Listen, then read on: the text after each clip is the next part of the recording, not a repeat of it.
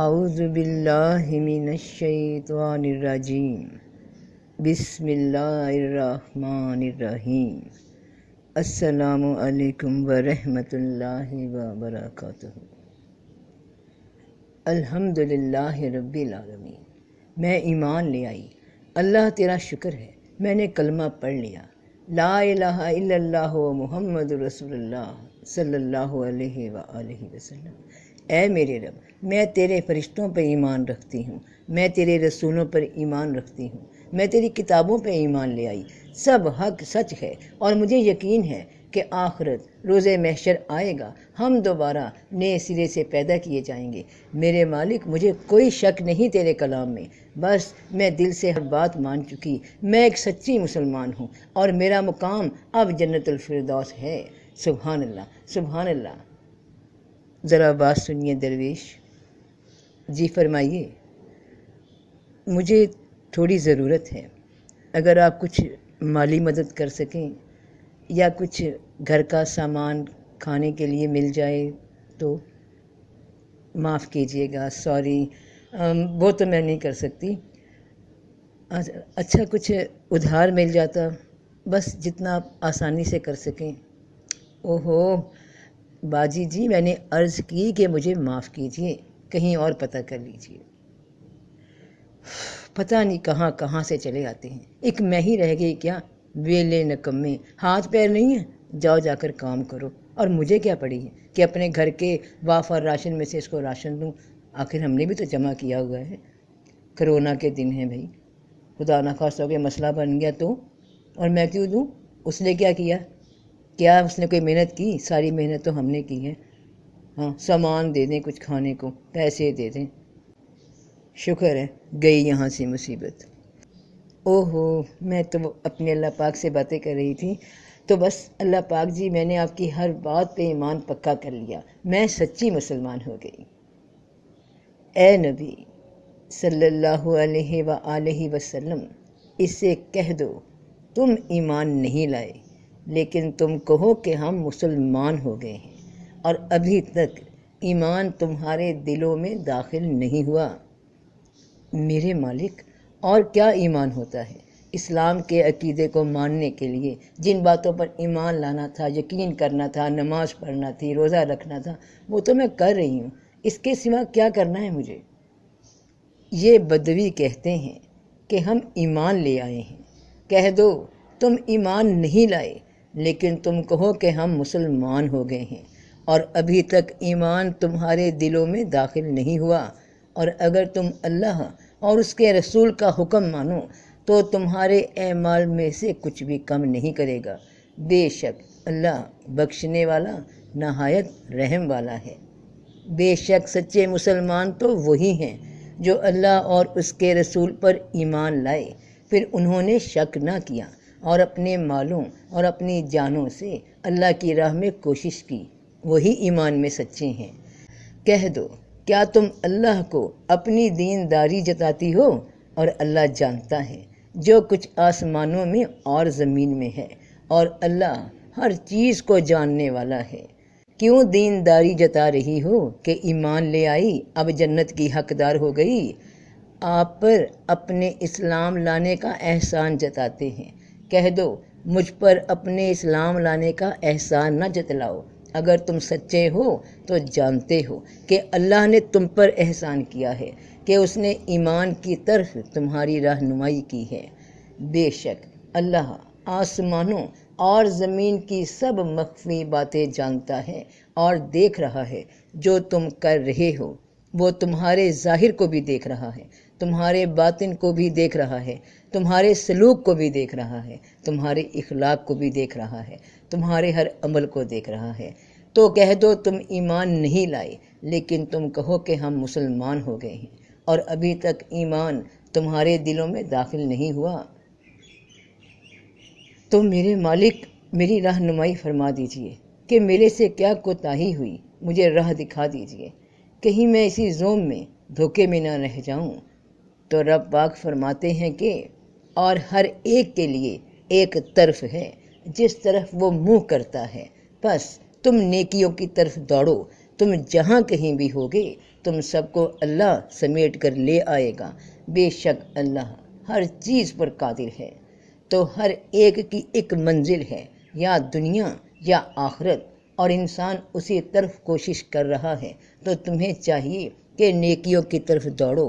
ایمان نصیب ہو گیا تو اب نیک اعمال بھی کرو، کیونکہ نیکی یہی نہیں کہ تم اپنے منہ مشرق اور مغرب کی طرف پھیرو، بلکہ نیکی تو یہ ہے جو اللہ اور قیامت کے دن پر ایمان لائے، اور فرشتوں اور کتابوں اور نبیوں پر ایمان لائے، اور اس کی محبت میں رشتہ داروں اور یتیموں اور مسکینوں اور مسافروں اور سوال کرنے والوں کی مدد کرے، اور گردنوں کے چھڑانے میں مال دے، یعنی لوگ جن مصیبتوں میں گرفتار ہیں اور تمہارے پاس رب نے اتنا دیا کہ تم ان کا کوئی قرض ادا کر سکو تو ضرور مدد کرو، اور نماز پڑھے اور زکوٰۃ دے، اور جو اپنے عہدوں کو وعدوں کو پورا کرنے والے ہیں جب وہ عہد کر لیتے ہیں، اور تنگ دستی میں اور بیماری میں اور لڑائی کے وقت صبر کرنے والے ہیں، یہی سچے لوگ ہیں اور یہی پرہیزگار ہیں۔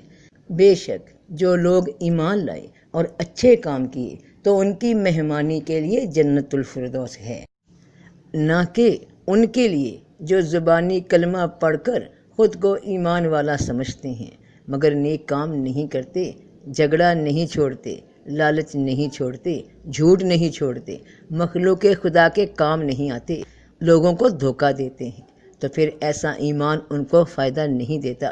ذرا غور کرنا کہ اور ہمارے بندے داؤد کو یاد کر جو بڑا طاقتور تھا، بے شک وہ رجوع کرنے والا تھا۔ بے شک ہم نے پہاڑوں کو اس کے تابع کر دیا تھا کہ وہ شام اور صبح کو تسبیح کرتے تھے، اور پرندوں کو بھی جو جمع ہو جاتے تھے ہر ایک اس کے تابع تھا، اور ہم نے اس کی سلطنت کو مضبوط کر دیا، اور ہم نے اسے نبوت دی اور مقدمات کے فیصلے کرنے کا سلیقہ سکھایا۔ اب ہوا کیا کہ جو اتنے نیک عبادت گزار وقت کے نبی، اللہ کی طرف رجوع رکھنے والے، ان کے ساتھ ایک واقعہ پیش آ گیا۔ اور کیا آپ کو دو جھگڑنے والوں کی خبر بھی پہنچی جب وہ عبادت خانہ کی دیوار پھاند کر آئے؟ جب وہ داؤد کے پاس آئے تو وہ ان سے گھبرایا، کہا ڈر نہیں، دو جھگڑنے والے ہیں، ایک نے دوسرے پر زیادتی کی ہے، بس آپ ہمارے درمیان انصاف کا فیصلہ کیجیے اور بات کو دور نہ ڈالیے اور ہمیں سیدھی راہ پر چلائیے۔ بے شک یہ میرا بھائی ہے، اس کے پاس 99 دمبیاں ہیں اور میرے پاس صرف ایک دمبی ہے۔ بس اس نے کہا مجھے وہ بھی دے دے، اور اس نے مجھے گفتگو میں دبا لیا ہے۔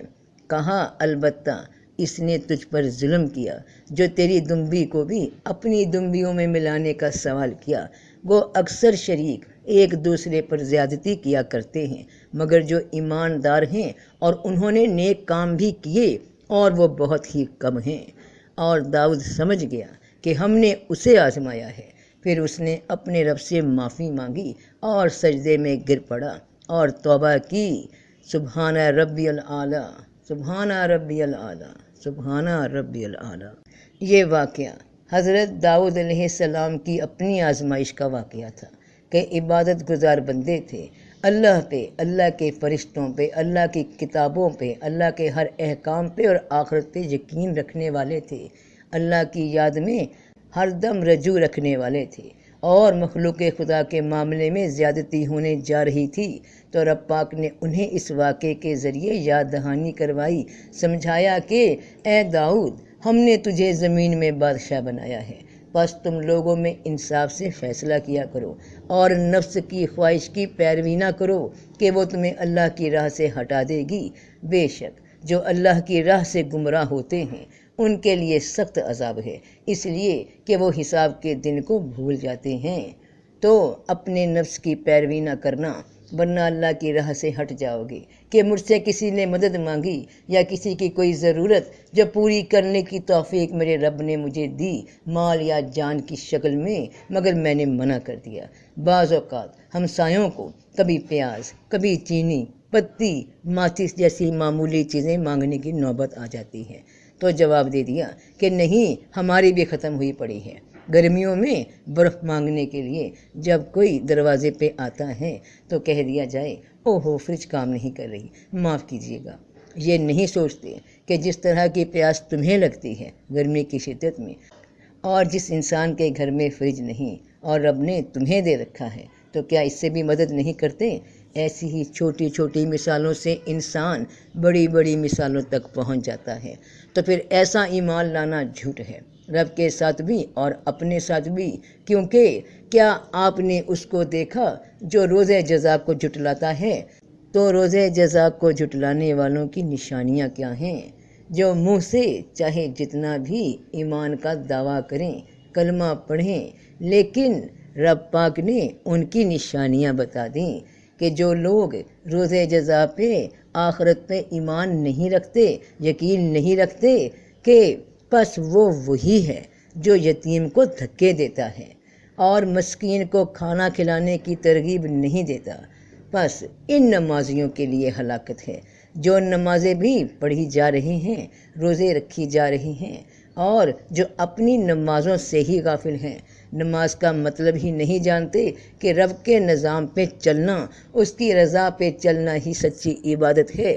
اور یہی وہ لوگ ہیں اپنے ایمان کا جو دکھلاوا کرتے ہیں اور برتنے کی چیز تک سے روکتے ہیں، تو جو ایماندار ہیں اور انہوں نے نیک کام بھی کیے وہ بہت ہی کم ہیں کہ ایمان بھی مکمل اور اطاعت بھی مکمل، زبان سے بھی اور عمل سے بھی، وہی سچے ہیں ایمان میں اور عمل میں۔ تو کہہ دو تم ایمان نہیں لائے، لیکن تم کہو کہ ہم مسلمان ہو گئے ہیں، اور ابھی تک ایمان تمہارے دلوں میں داخل نہیں ہوا۔ یہ تب داخل ہوگا جب زبان کے کلمے کے بعد تمہارے اعمال بھی اطاعت میں آ جائیں گے۔